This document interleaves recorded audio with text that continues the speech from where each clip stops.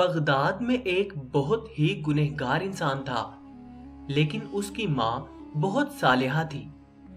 اس شخص سے جب بھی کبھی گناہ ہوتا تو وہ اس گناہ کو ایک کتاب میں لکھ لیتا تھا۔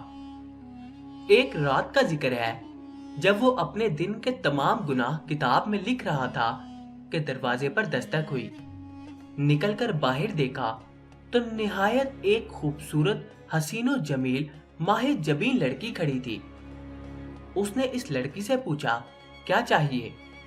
اس لڑکی نے جواب دیا، میرے پاس یتیم بچے ہیں، 3 دن سے بھوکے ہیں، کچھ بھی کھانے کو میسر نہیں۔ اچھا، اندر چلی آؤ۔ اس شخص نے اس لڑکی کو گھر کے اندر بلایا اور دروازہ بند کر دیا، کیونکہ اس عورت کو دیکھ کر اس شخص کی نیت خراب ہو گئی۔ وہ عورت جان گئی کہ اس بندے کی نیت خراب ہو گئی ہے، کہ اس کے جی میں اب برائی آئی ہے۔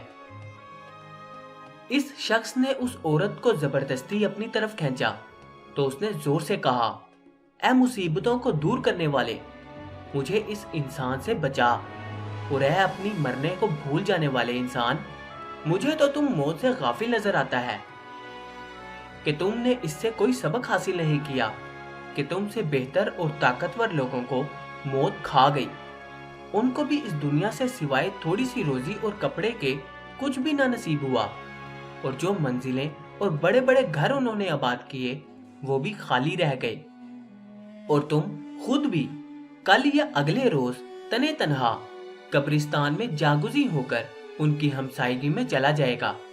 اے میرے پروردگار، میری فریاد کو سن اور اس انسان سے مجھے بچا۔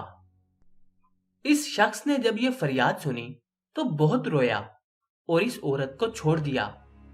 اس شخص نے اس عورت کو کھانے کی چیزیں دی اور کہا، اپنے بچوں کو کھلاؤ، میں بہت گنہگار انسان ہوں، اپنے بچوں سے کہنا کہ اللہ سے میرے لیے دعا کریں کہ میرے گناہ معاف کر دیں، اور جو گناہ میں اپنی کتاب میں لکھتا رہا وہ گناہ معاف ہونے کے بعد مٹ جائیں۔ اس عورت نے جاتے ہوئے اس شخص کو بہت دعائیں دی۔ جب وہ عورت چلی گئی تو بندے نے اپنی کتاب میں لکھا کہ میں نے ایک عورت سے آج زنا کرنا چاہا۔ کتاب کھولنے بیٹھ گیا، جیسے ہی اس نے پہلا صفحہ کھولا تو اس پر کچھ لکھا ہی نہیں تھا۔ تمام کتاب چھان ماری، لیکن گناہوں کا تمام ریکارڈ کتاب سے پاک ہو چکا تھا۔ اس شخص نے اللہ کا شکر ادا کیا اور ماں کے پاس چلا گیا۔ ماں کو کہا کہ اس کے گناہ معاف ہو گئے ہیں، کیونکہ میں نے اللہ پاک سے ایک عورت کے ہاتھ پر صلح کر لی۔ اس کے بعد اس نے وضو کیا اور نماز پڑھی اور دعا کی، اے رحمان، جیسے آپ نے میرے گناہ مٹا دیے، اب مجھے اپنے پاس بلا لے۔ یہ کہہ کر سجدہ کیا۔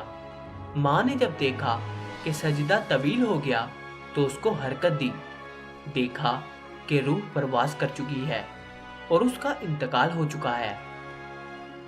جب بندہ روتا ہے تو آنسو کی زیارت کو فرشتے آتے ہیں۔ یہ نعمت آسمان والوں کے پاس نہیں، یہ نعمت زمین والوں کے پاس ہے کہ روئیں اور اللہ کی یاد میں اپنے گناہوں پہ آنسو بہائے۔ کوئی فرشتہ ندامت سے نہیں روتا، کیونکہ فرشتے گناہوں سے پاک ہوتے ہیں۔ اللہ ہمیں سچی توبہ کی توفیق دے۔